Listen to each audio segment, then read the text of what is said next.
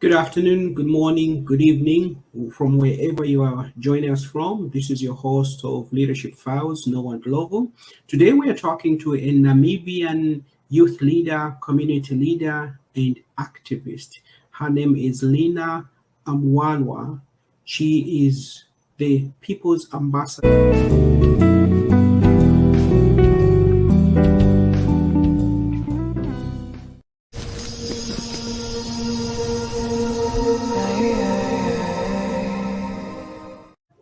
Leena, welcome to our program. Thank you very much, Mr. Noah, for having me.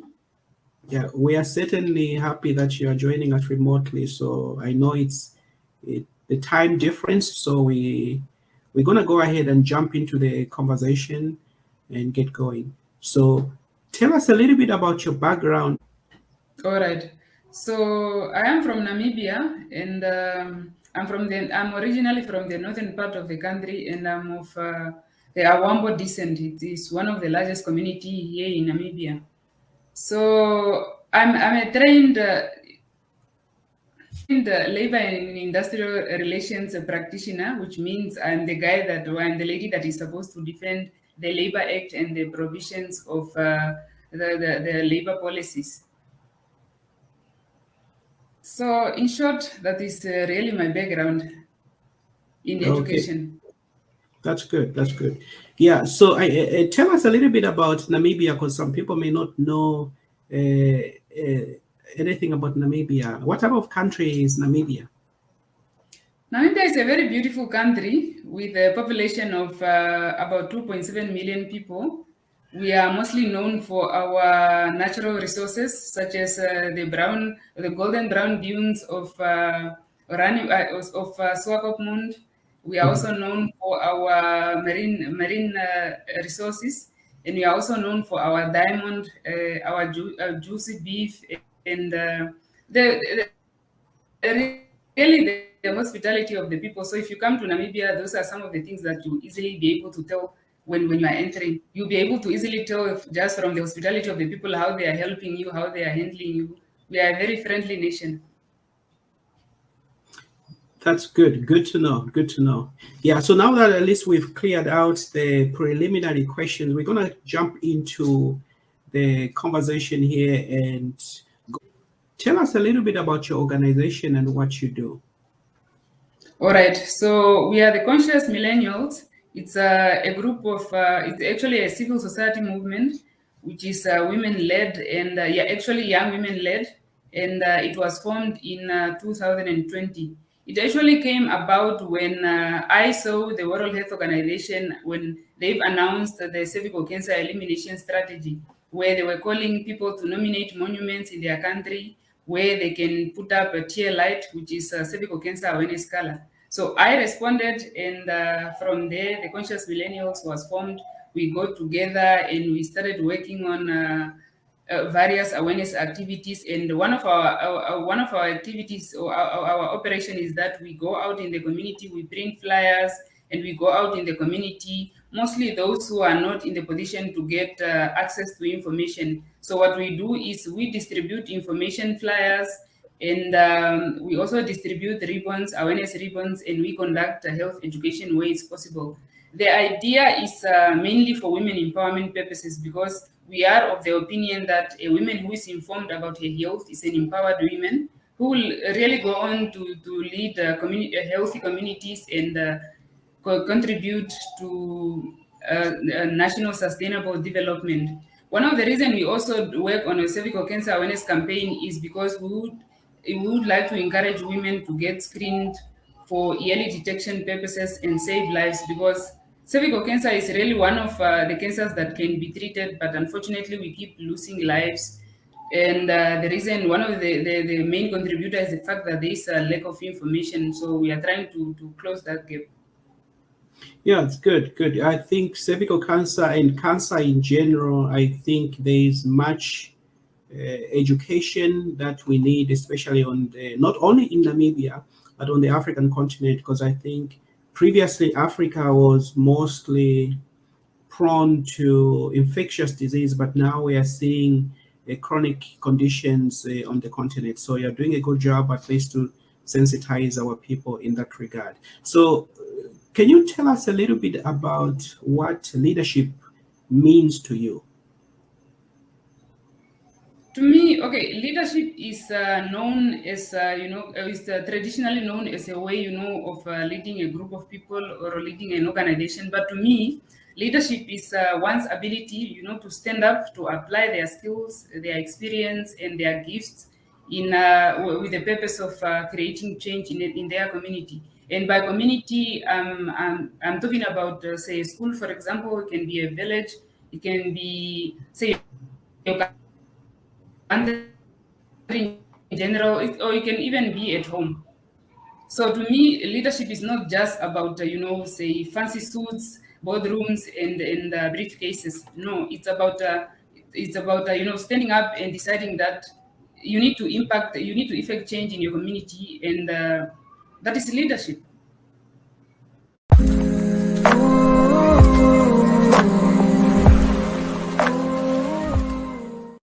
Tell us a little bit about a moment in time in your organization when you had to make a tough decision. Give an example of one or two tough decisions that you had to make, if you have made any. Currently, to date, we are really just a baby, but some of the difficult decisions that I have to make is not exactly internally in our organization, but it's reaching out there looking for support. So all of us, like I said, we have high school students. So all of us, none of us is from a health fraternity. And to look at the fact that we deal with cervical cancer, so one of the questions that we've been asked when we reach out to either for support in terms of be it resources or expertise was why are you doing this when you are not from the health fraternity, you are not affiliated to any health institution or organization. And sometimes we have we lost out on support just because Mhm. of that reason, and it hurts, and it's really not easy, but eventually the right people shows up, or at least we improvise, and then we go ahead with our activities, or we look at what we can do without the support that we're going to look out for.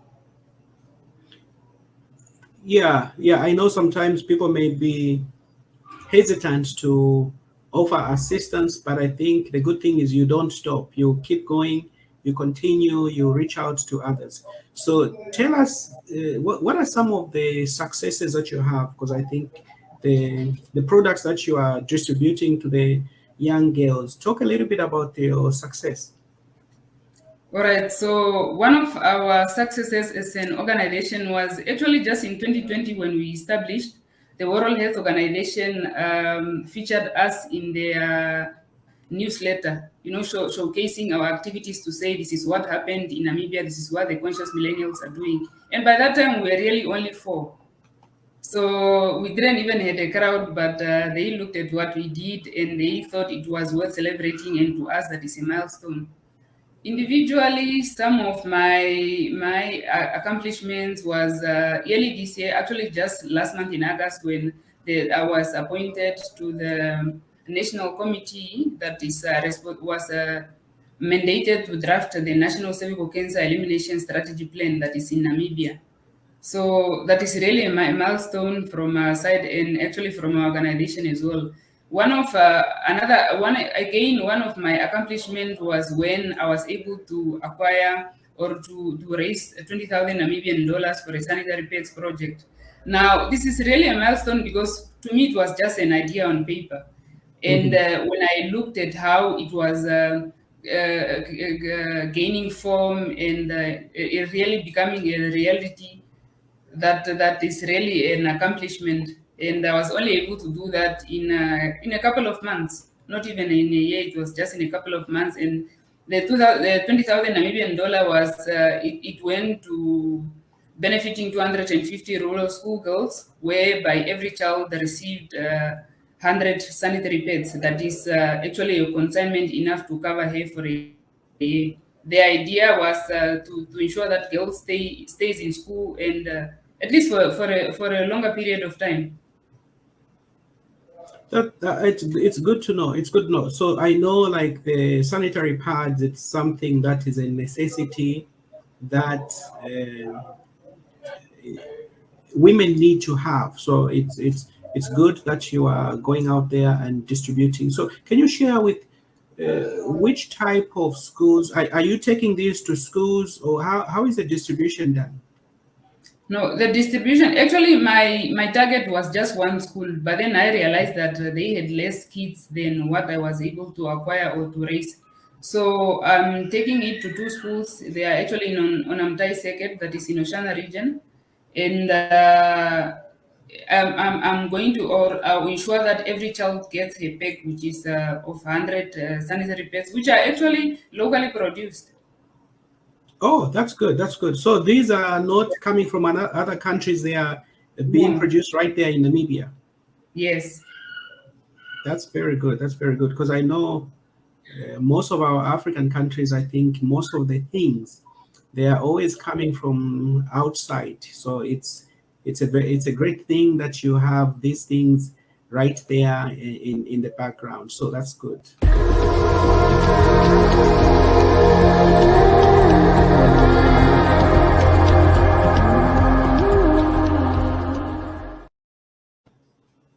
So I know you hinted on some of the successes that you guys have been able to achieve in a short period of time.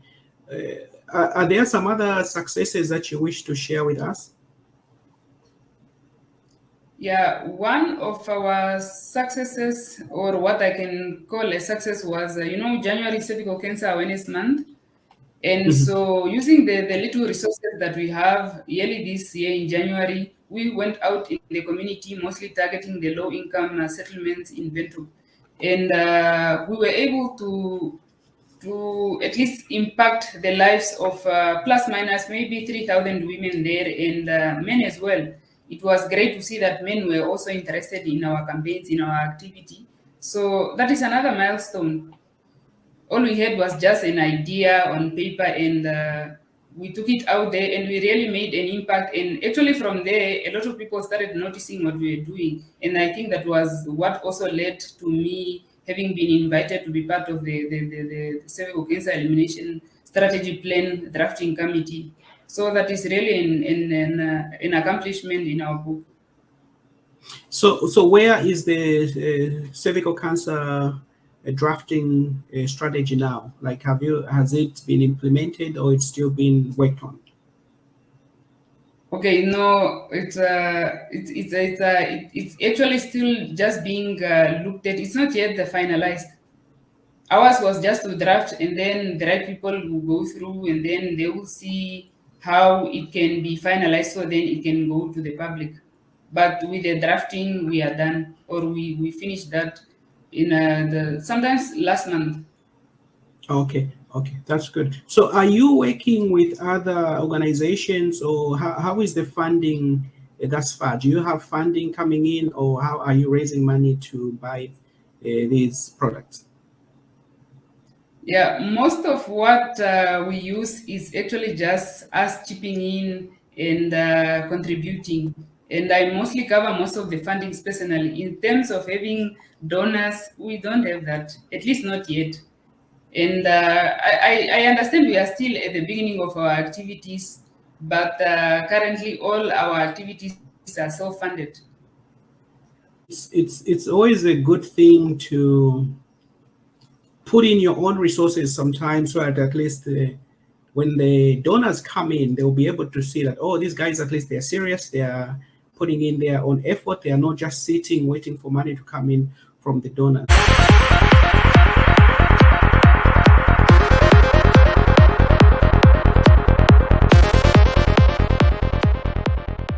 What plans do you have, let's say, for the next 3 to 5, or even 10 years? Any plans for the future? Our immediate plan right now, we are, the World Health Organization Cervical Cancer Elimination Strategy plan anniversary is coming up on the 17th of November. So we are currently looking at what project or at least activity that we can do that we haven't done in in the past. So that is what we are currently working on. And we are also working on planning our activities for next year, January. We try to do something that we haven't done before. Like this year, we had virtual events. We went out in the communities. So those are our immediate plans. Now, for the future, let's say 3 to 5 years, we are looking at expanding our activities to reach all parts of the country. Our hope is that at least every woman in Namibia should know what cervical cancer is. And again, one of our goal is to at least all the stakeholders, such as the Ministry of Health and other guys that are working on cervical cancer. Because for us, we are just activists, but at least with them, they are in the position to do screenings and such. And one of the reasons we do our activities is so we encourage women to get screened for early detection purposes and there is that medication where it's possible. And we are also looking at expanding. We don't just want to work on cervical cancer. There are other issues that are affecting women in Namibia. So for example, sexual and gender-based violence, mental health, just to mention a few. So we are also looking at expanding our activities to cover at least one or at least a couple of those areas. Good to know. Good to know. So, what advice do you have for young women and girls? Yeah, my advice to young women and girls is that you don't need to have much to want to make a difference in your community or in your area. Start where you are, use what you can, and reach where you can. Leena, it's been a pleasure having you on our program. We look forward to bringing you back on a future show to learn about the good progress that you guys are making out there in Namibia. Thank you for joining us.